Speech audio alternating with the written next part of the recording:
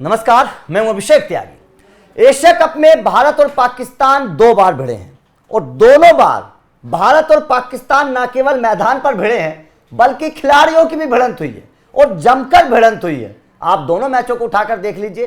पाकिस्तान मैदान पर तो कुछ नहीं कर पाता, लेकिन उनके खिलाड़ी ऐसा दिखाने की कोशिश करते हैं जैसे पता नहीं उन्होंने कौन सा तीर मार दिया हो।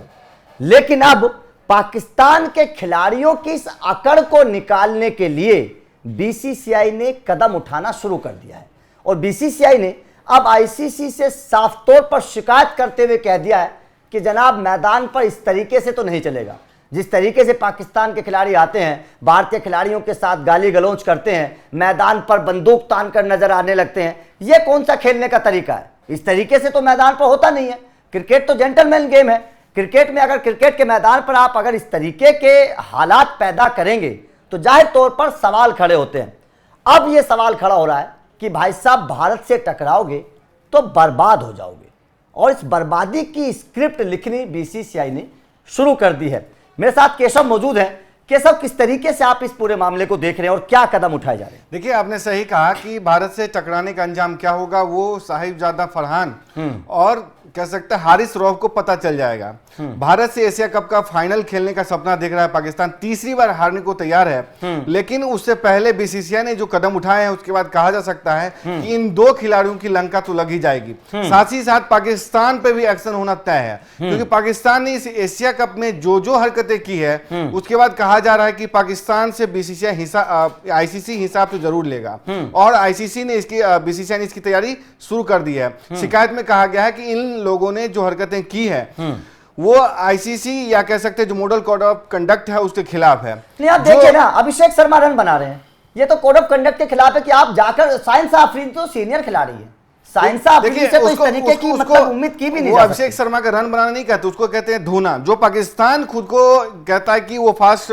बॉलर्स का मक्का है, जो जिसके पाकिस्तानी बॉलर्स ये कहते हैं कि वो सब ज्यादा तेज गेंद फेंकते हैं और एक तरीके से फास्ट बॉलिंग जो कह सकते हैं जो फैक्ट्री है उसके पास है, उसके गेंदबाजों की उसने धुलाई कर दी थी। हारिस रऊफ को किस तरीके से मार पड़ी सब जानते ही हैं। उसके साथ साथ पाकिस्तान के अन्य गेंदबाजों की भी मार पड़ी, यानी कि शाहिद अफरीदी के दामाद की भी धुनाई हो गई। तो जाहिर सी बात है फ्रस्ट्रेशन तो आएगा, और कितने शर्म की बात है कि हारिस रऊफ जैसा सीनियर खिलाड़ी वो आता है और एक अभिषेक शर्मा से जाकर भिड़ता है, उसको गाली देता है। तो इस गाली का जो कह सकते हैं कीमत है वो पाकिस्तानी टीम चुकाएगी। देखिए, ये पहला मामला नहीं है जब हारिस रऊफ इस तरीके से व्यवहार कर रहे हैं। इससे पहले भी उनको एक तरीके से आपा खोते हुए देखा गया है, क्योंकि जब से कोहली ने उनकी पिटाई करी थी एमसीजी में, याद होगा, खड़े खड़े उन्होंने जब 6 लगाया था और पाकिस्तान के जबरे से मैच छीन लिया था, तो उसके बाद से कह सकते हैं हारिस रऊफ का कैरियर जो है वो तबाह हो गया था। मैं इसकी पुर्जा हिल गया, पुर्जा हिल गया, पाकिस्तान का तो हिला ही हुआ है, उसके खिलाड़ियों का पुर्जा हिला हुआ है। हाँ। और ये बात मैं ऑन रिकॉर्ड कह रहा हूं कि उनको ये बात कन्वे की गई थी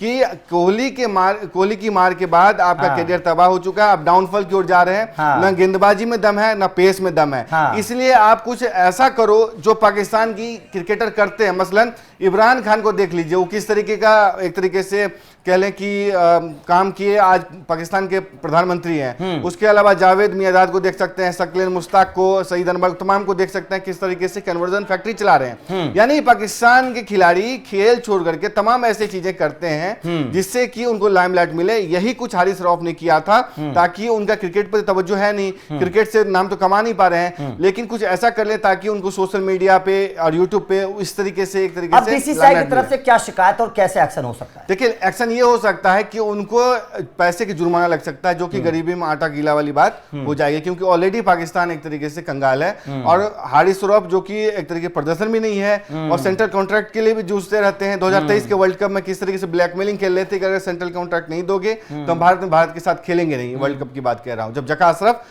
पीसीबी के चेयरमैन थे। तो जाहिर सी बात है, जो सेंट्रल कॉन्ट्रैक्ट के लिए झक रहा है, टीम जीत नहीं रही, तो जाहिर सी बात पैसे नहीं आएंगे। एक तो भारत से उम्मीद होती है कि खेल करके हार के ही बेइज्जती के सहारे ही हम पैसे कमा लें, तो ये पूरा मामला होता है। देखिए, हारिस रऊफ वाला मामला को जो एक कह सकते हैं एक इंसिडेंट हो सकता है, लेकिन तमाम जो पीसीबी की हरकत रही है मोहसिन नकवी की, उसको बीसीसीआई अंजाम पे पहुंचाने जा रहा है। मैं ये क्यों कह रहा हूं, क्योंकि देखिए जब एशिया कप का मामला हुआ था या चैंपियंस ट्रॉफी का मामला हुआ था तो एक तरीके से पीसीबी ने बहुत सेखी बगाड़ी थी कि स्वाभिमान से समझौता नहीं करेंगे, भारत को पाकिस्तान आना ही होगा, यहाँ खेलना ही होगा। वहां भी आपने देखा किस तरह के न्यूट्रल वेन्यू पे मैच हुआ।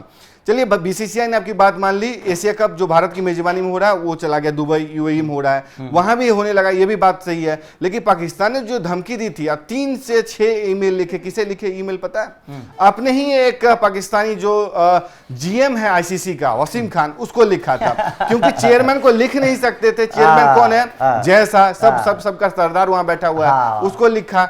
लेकिन पाकिस्तानियों के साथ यहां पे पता है क्या है, वो बौद्धिक रूप से भी करप्ट है। उनको पता नहीं था कि जिसके पास वो चिट्ठी लिख रहे हैं उसके पास कोई पावर नहीं है। इस पूरे सिनेरियो की जो कह सकते हुआ, उसको नेगोशिएशन किसने की, बातचीत किसने की? आईसीसी की तरफ एक भारतीय था जो आईसीसी का सीईओ है, सज्जो गुप्ता, उसने पूरे मामले को डील किया।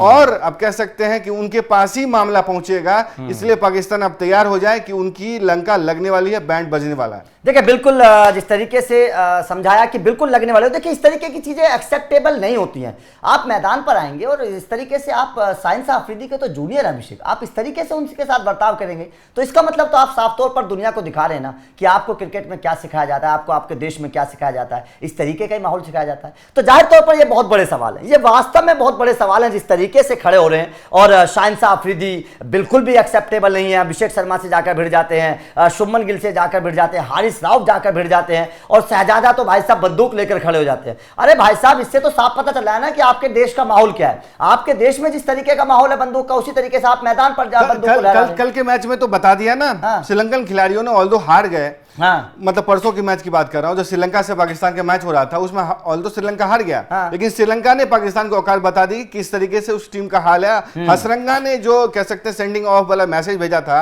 जो अबरार अहमद का था, जब सुमन गिल का चैंपियंस ट्रॉफी में आउट हुए थे, तब उस समय किस तरीके दिखाया था, उनको बता दिया कि तुम ही नहीं कर सकते, हम भी कर सकते। यानी कि सुमन गिल वाला बदला श्रीलंकन खिलाड़ियों ने ले लिया था, तो श्रीलंकन खिलाड़ियों ने भी बता दिया। अब जब उनका फाइनल में टकराहट होगी, भारत से टक्कर होगी, वहां तीसरी बार हारेंगे, तो सोच लीजिए क्या स्थिति होने वाली है। अच्छा एक बात और भी, तो पहले तो ये बहस करते हैं भारतीय खिलाड़ी और फिर पिटाई भी खाते हैं। मतलब ऐसा नहीं है कि बहस करने के बाद वो विकेट, पिटाई भी खाते हैं। आप साइंस अफरीदी को देख लीजिए, इस टूर्नामेंट में सबसे ज्यादा महंगे हैं। आप हारिस राव को देख लीजिए, पाकिस्तान के तमाम गेंदबाजों के आप इकोनॉमी को उठाकर देख लीजिए जिस तरीके का परफॉर्मेंस है। तो जाहिर तौर पर सवाल है, तो आपका इस पाकिस्तान के खिलाड़ियों के परफॉर्मेंस पर, इनके रवैये पर क्या कहना है? क्या आपको लगता है कि वास्तव में पाकिस्तान के इन खिलाड़ियों पर बैन लग जाना चाहिए इस तरीके की हरकत के बाद? कमेंट करके अपनी राय जरूर दीजिएगा। वीडियो अच्छी लगी हो तो लाइक कोशिश जरूर करिए, चैनल को सब्सक्राइब करके बेल आइकन को प्रेस कर देना। Thank you very much.